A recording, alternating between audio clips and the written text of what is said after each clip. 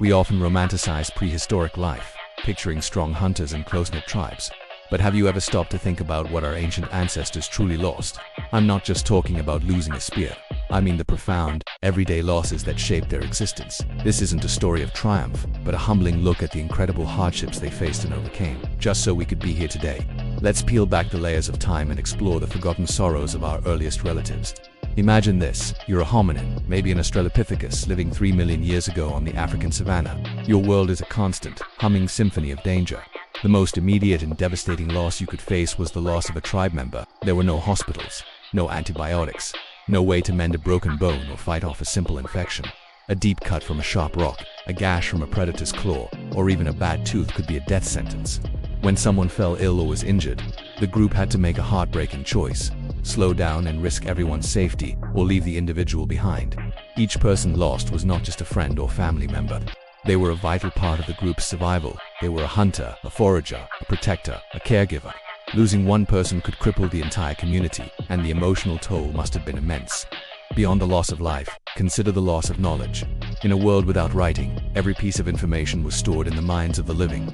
The elder who knew the secret location of a hidden spring, the skilled toolmaker who had perfected the art of flaking flint, the wise woman who could identify which plants were safe to eat and which were poisonous. These individuals were living libraries. The death of such a person meant that generations of accumulated wisdom could vanish in an instant. The group would have to start over, relearning through dangerous and often fatal trial and error. Think about how much progress was lost, how many times the wheel of innovation had to be reinvented simply because the one person who knew the secret was gone. This constant loss of knowledge was a massive barrier to progress. And what about the loss of children? Infant and child mortality rates were staggeringly high. The world was filled with predators, diseases, and environmental hazards. A moment of inattention could lead to a child wandering off, falling, or being snatched by a predator. Malnutrition was a constant threat, weakening a child's immune system and making them susceptible to illnesses we now consider minor. For our ancient ancestors, the joy of bringing a new life into the world was perpetually shadowed by the very real possibility of losing that child. The emotional resilience required to endure such repeated heartbreak is almost unimaginable to us today. It's a somber reminder that, for most of human history, simply surviving to adulthood was a monumental achievement. Let's talk about the loss of security, something we take for granted every single day.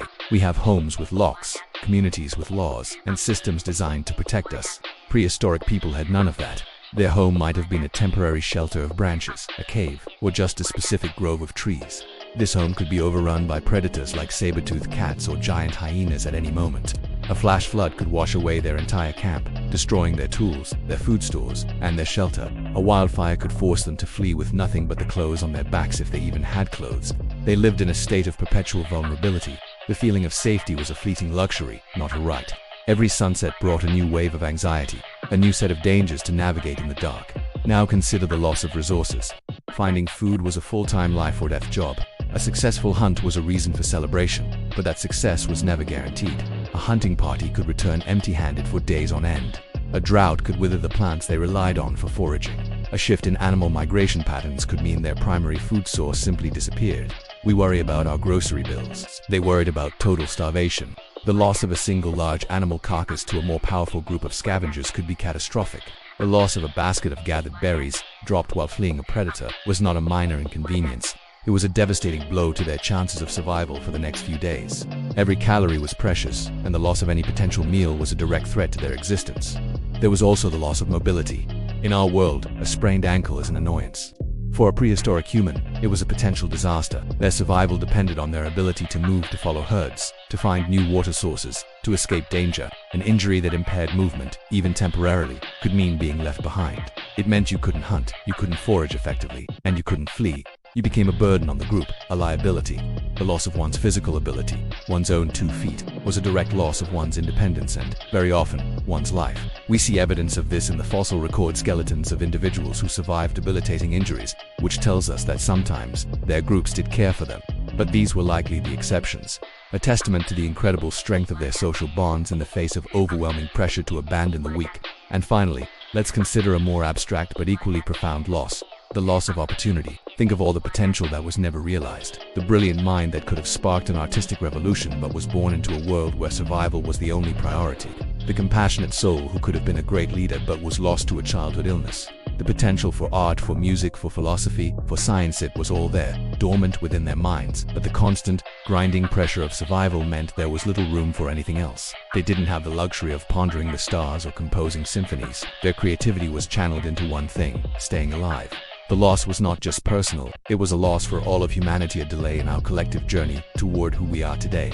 So when we look at the artifacts and fossils of our ancient ancestors, let's remember not just their strength and ingenuity, but also the immense weight of their losses. They lost companions, children, knowledge, safety, and resources on a daily basis. Their lives were a testament to resilience in the face of constant, overwhelming sorrow and hardship.